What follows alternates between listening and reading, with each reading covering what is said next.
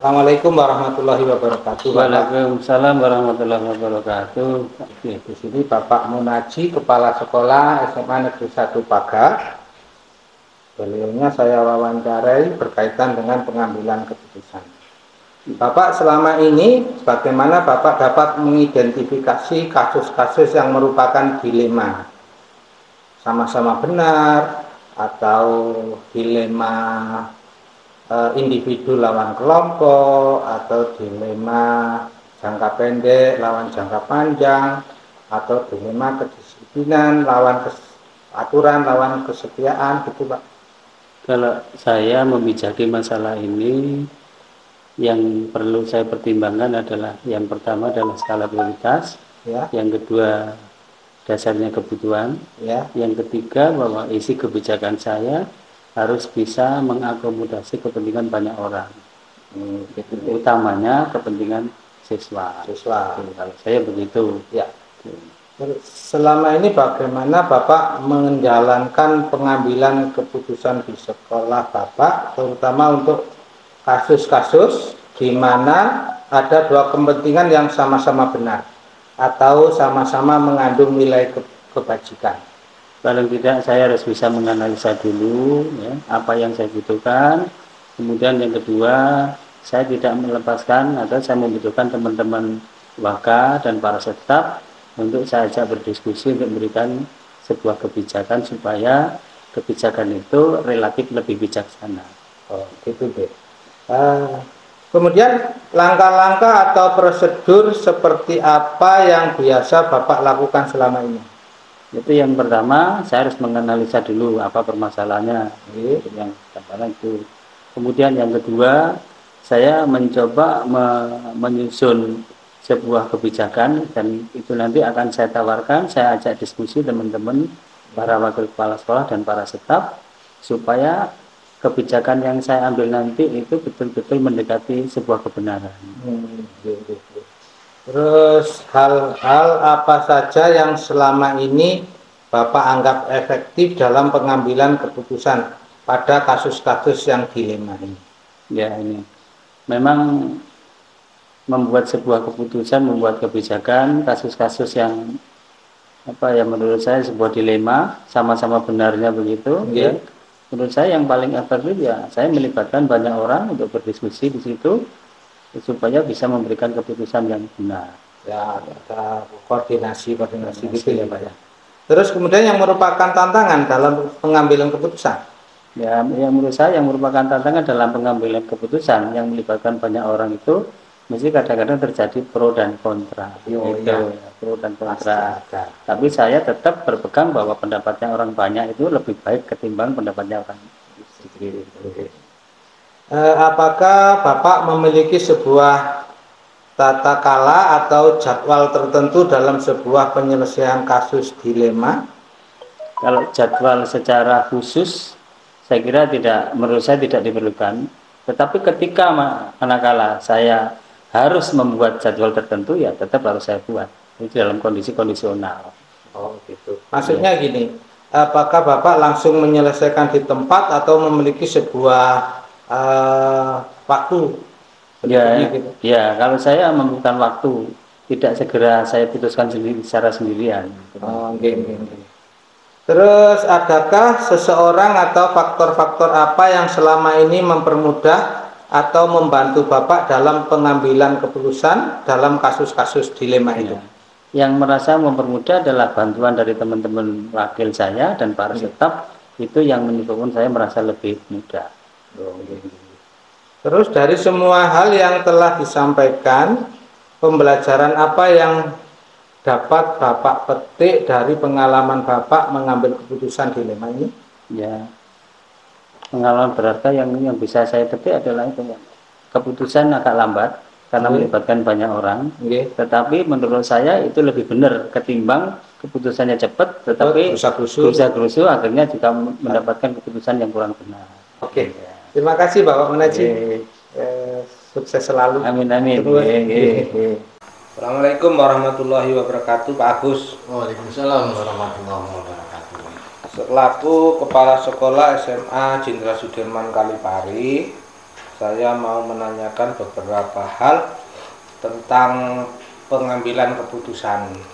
Selama ini bagaimana Bapak dapat mengidentifikasi kasus-kasus yang merupakan dilema etika atau bujukan moral?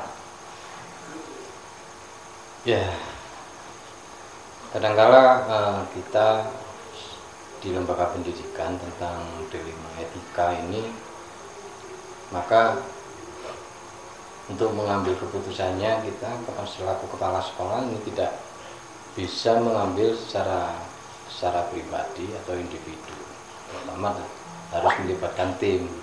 Kenapa? Untuk dilema etika ini sangat riskan gitu ya. Kenapa?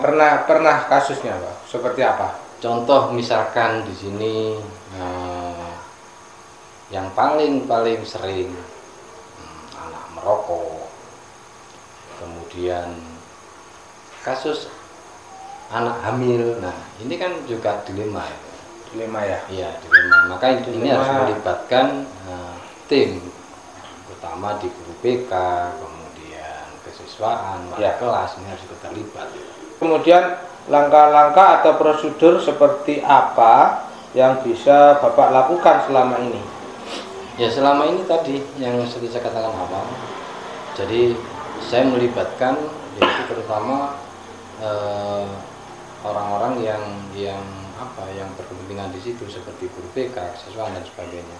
Oh, gitu. Kalau kebijakan, misalkan kebijakan yang moral, misalkan seperti tadi disampaikan oleh Pak Nyari, misalkan guru yang minta tanda tangan dan sebagainya, maka di situ kan artinya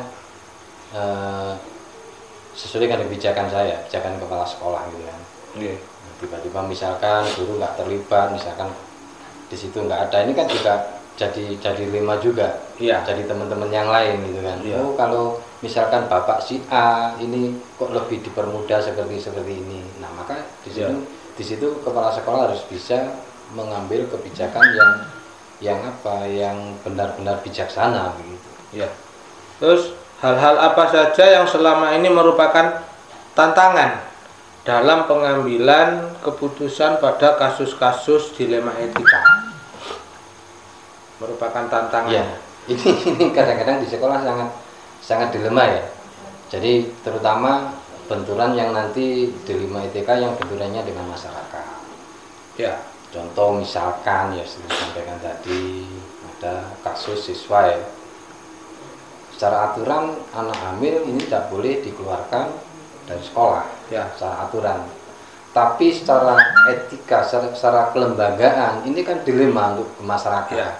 Dampak di masyarakat, misalkan sekolah SMA Jenderal Sudirman Kalipari misalkan anaknya ada yang hamil, ini kan juga artinya bumerang untuk sekolah. Ya, betul. Ini kadang-kadang sekolah juga dilema untuk berbicara seperti ini. Maka sekolah harus betul-betul bijaksana bagaimana anak ini tetap bisa mengenyam pendidikan, tetapi tidak sampai berbenturan dengan masyarakat. Jadi humas harus di situ harus bisa komunikasi di masa selaku tangan panjangnya sekolah untuk ke masyarakat. Ya, ini humas harus benar-benar bisa untuk meredam hal-hal yang seperti ini. Oh ya, misalkan yang anak hamil ya. Pada kasus yang seperti itu apakah ada jadwal tertentu dalam sebuah penyelesaian? Ya, seharusnya gini banyak, artinya kalau anak ini kasusnya berada di kelas 12, ini sekolah akan lebih mudah untuk menjadwalkan. Tapi yang paling dilema nanti kalau kasusnya ini ada di kelas 10. Jadi waktunya sangat panjang. Maka sekolah harus benar-benar bisa membuat jadwal yang nantinya kan nggak mungkin anak ini nanti sampai 9 bulan selesai. Anak ini harus sekolah terus kan nggak mungkin gitu. Mungkin selama kasusnya ditengarai masih kehamilannya itu masih bisa masuk, itu mungkin bisa secara termasuk. Tapi kalau sudah kehamilannya sudah lanjut, ini harus ada jadwal tertentu. Sekolah harus membuat jadwal untuk anak ini. Gitu ya. Iya. Terus adakah seseorang atau faktor-faktor apa yang selama ini mempermudah atau membantu Bapak dalam pengambilan keputusan dalam kasus-kasus yang sama-sama benar atau sama-sama urgen, atau seperti yang di kasus anak hamil ini? Ya, maka dari itu, jadi kepala sekolah punya tim, yaitu seperti guru BK yang paling sangat berperan hal seperti ini untuk memecahkan masalah yang sering kami ajak komunikasi di sekolah, terutama adalah guru BK dan wali kelas, yang paling sering untuk menemukan kasus seperti ini. Juga melibatkan orang tua yang jelas, orang tua harus ikut terlibat. Terus yang terakhir Pak Agus, dari semua hal yang telah disampaikan, pembelajaran yang dapat Pak Agus petik dari pengalaman Bapak mengambil keputusan yang dilema etika apa? Ya, satu pengalaman saya adalah artinya tatkala sekolah bisa membantu anak ini yang punya kasus seperti ini, maka ya akan merasa timbul kebanggaan, bisa artinya anak ini walaupun dapat kasus bisa sampai selesai, tidak sampai putus tengah jalan. Nah, ini merupakan kebanggaan sekolah, walaupun anak ini dapat kasus, tapi kan sekolah bisa mengambil sebuah keputusan yang bijaksana, anak ini nggak sampai putus di tengah jalan. Terima kasih Pak Agus. Refleksi dari 2 wawancara kepala sekolah SMA Pagak dan SMA Jenderal Sudirman Kalipari, bahwa pertanyaan-pertanyaan atau kasus yang disampaikan yang berdasarkan 4 paradigma, 3 prinsip dan 9 langkah pengujian. Di sini kedua kepala sekolah menganggap bahwa hal yang bertentangan itu merupakan dilema. Persamaannya, keduanya itu mengutamakan skala prioritas, dan kemudian yang kedua adalah pengambilan keputusan yang berpihak pada murid atau siswa. Rencana ke depan kedua kepala sekolah dalam pengambilan keputusan itu untuk mengacu pada kepentingan murid dan kemajuan dari lembaga. Terus kemudian jika saya yang mengambil keputusan, tentunya tidak jauh berbeda dengan beliau-beliau. Intinya berarti dalam 4 paradigma kita analisa dahulu, terus kemudian 9 langkah pengujian itu saya lakukan. Jangan sampai saya terbujuk pada yang istilahnya bujukan moral. Demikian refleksi saya terhadap kedua wawancara yang sudah saya lakukan. Terima kasih, semoga bermanfaat.